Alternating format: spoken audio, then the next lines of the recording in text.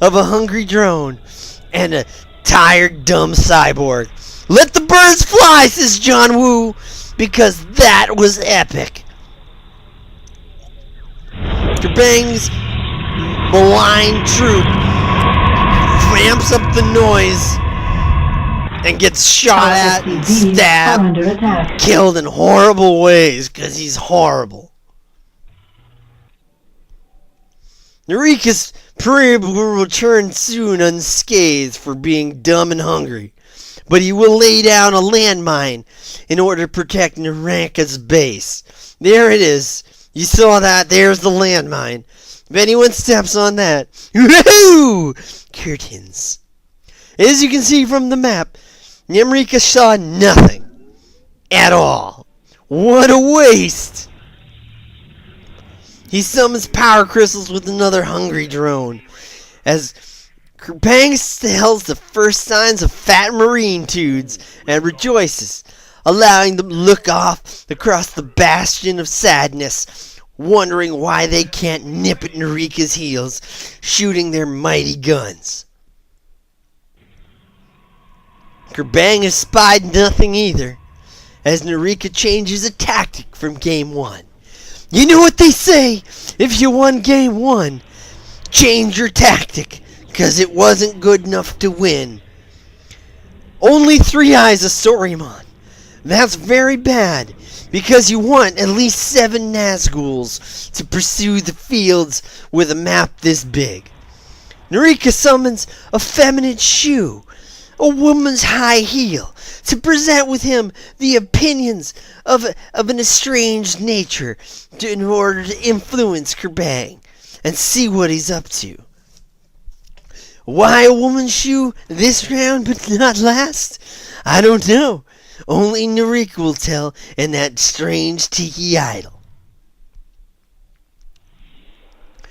This is the most boring part of the game, as Nearika decides Starfish would be appropriate right now to defend his base. He would have summoned a SpongeBob, but unfortunately they don't really exist. Last match, we saw a bunch of unnecessary beamy things get blown up by a tank. Nearika builds more beamy things, as Kerbang finally gets a peek at nothing. The only advantage Kerbang has is he can camp shit all over Nearika if he has the energons. There's the comshat. Rare it is, circling Nearika's lazy dumb troops. Add-on complete. The woman's shoe swirls with agitation as Nearika instantly regrets bringing her into the field. Uh-oh! The first sign of a Norma Jean-like union protest, as the cyborg unit will stare off into infinity and not care about working anymore. Kerbang has 5 fat men and a bunch of skinny ones, but in this world, it's the weight that counts. This probe is already a scab of protest and is now a crater of doom in the ground of spying. Uh-oh. This doesn't look like a big enough army to take on Nearika's troops. But lo! Nearika has left men behind, and that is trouble. His army is bigger, but they're not all together. Nearika plays a little slap and tickle with Kerbang, little in and a little out. His perbs are in the back and will soon summon the spell of retreat. The retreat shields are up, and everyone knows what that means. Time to skedaddle back to your peeky hole. Kerbang, feeling the advantage, presses it hard and deep against Nearika. The attitude per millions is still in Nearika's favor as he summons 2 more Gamways of Sorimon, but he should see this troops coming and should pull out, but doesn't. Ooh, Kerbang now plays the tickle to the slaps of Nearika. He wishes there were more beams of heals, because he could probably wipe this army out with another couple Healy ships.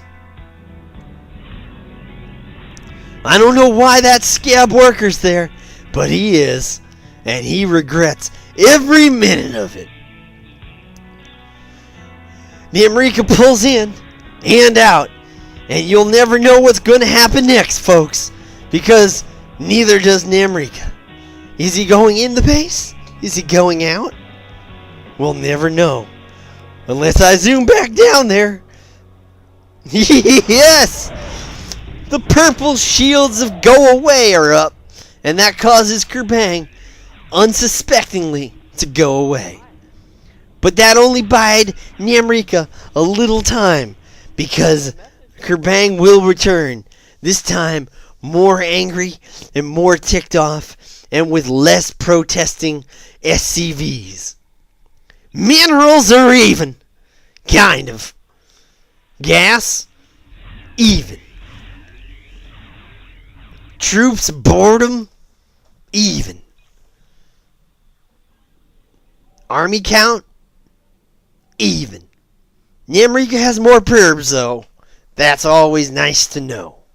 Attitude per million's in Nearika's favor. Kerbang could not advance.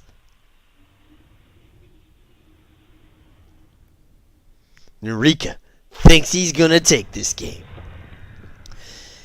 In comes his next foray, as he sends lots of stickers to take on Marauders and Marines. But no good, he says, as the shields of cowardice pop up, and then the shields of runaway also pop up. Nearika sends out his beamy demons to get blown away by Kerbang's many troops. This is bad, says Nearika. I committed, and now I will die. This could be the game, folks. Nearika's army is on the ropes, and Kerbang has lots of loud, fat men that are shooting their guns off wildly in abject affection for the fact that Nearika's in a lot of trouble. Maybe some starfish will go down at the ghost pyramid to help out there and protect his perbs, but maybe not. Nearika commits to attack these fat men. It looks good for a moment, but his stickers start going down fast. And no man, oh man, those perbs should go back in the base, because right now they're getting their minds blown. Nearika attacks with another foray of sad troops, as the zealot is slower than poop. Kerbang has finally achieved the happy medium of 4 men to 6 dropships. Heals are wild. Those men up top are bored. Kerbang recognizes their boredom and thinks, "Stay bored, you goddamn guys. I don't want you down here. We got this." One man wanders down and gets shot at and doesn't know what's going on. And for some reason, Kerbang pulls back. He's had enough. He did his damage. He knows when enough is enough. Nearika's now furious at his perb's lack of defense, and realizes he's got to build his army up fast, otherwise it's curtains for the Union. Speaking of unions, Kerbang's got a lot of troops left up here not doing much. That looks like 5 guys.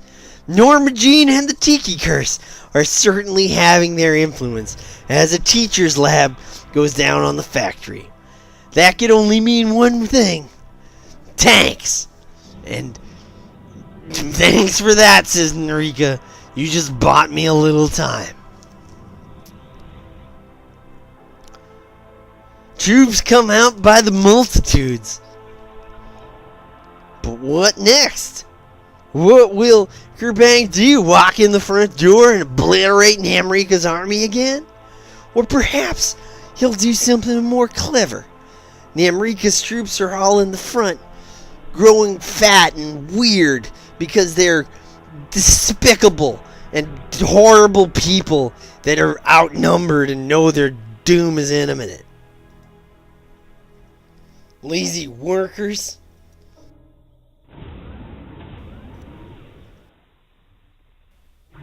Men are being loaded up in the ship as Kerbang does nothing in his main base. That tank is going to be alone for a while as the dropships fly south to blow up the Union Army and win victory and freedom for all the cyborgs in the world.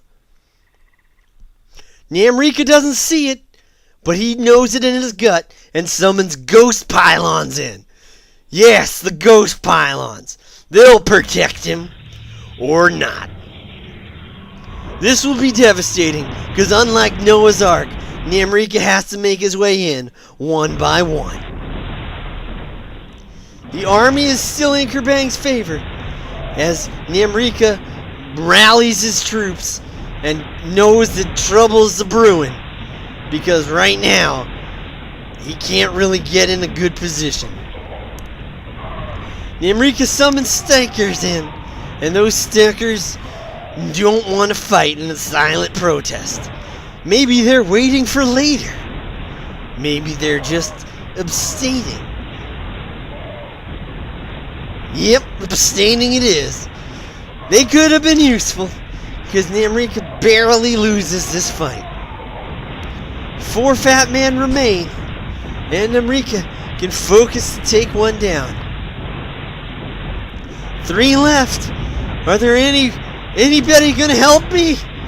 Maybe now. Alright, now. And like the dirty piles they are, they die. Because that's what you get when you wait around to do nothing. 1 fat guy left, and 2 stackers to take him out. Uh-oh. This doesn't look good for Nearika.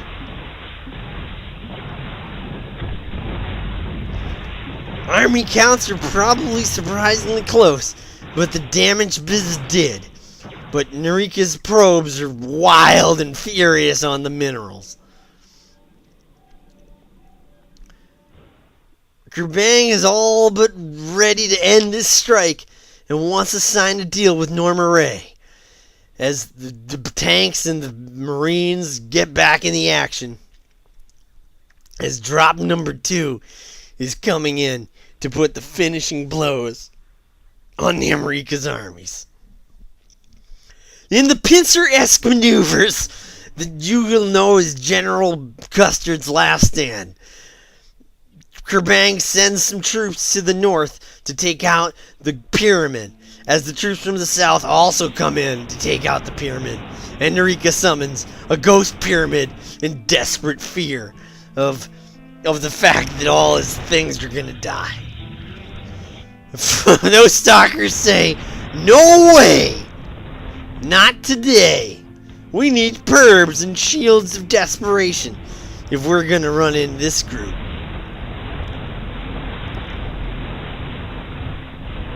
Yep, those guys did nothing. Some shields down below separated the troops, but Kerbang doesn't even need to send in the pincer, because it's all but over.